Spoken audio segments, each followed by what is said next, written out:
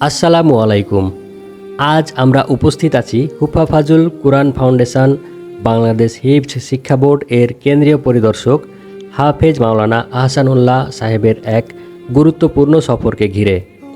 তিনি পরিদর্শনে আসেন হজরত ফাতেমা রাদিয়াল্লাহু তাআলা আনহু মহিলা হাফেজিয়া মাদ্রাসা ও এতিমখানা। পরিদর্শনকালে তিনি মাদ্রাসার ছাত্রীদের কুরআন তিলাওয়াত মনোযোগ সহকারে শ্রবণ করেন।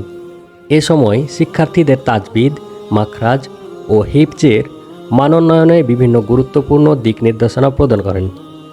তিনি বলেন, কুরআনের হাফেজদেরকে শুধু মুখস্থ করলেই হবে না, বরং সহিশুদ্ধভাবে কুরআন তেলাওয়াত এবং ইসলামের আদর্শ অনুযায়ী জীবন গঠন করতে হবে।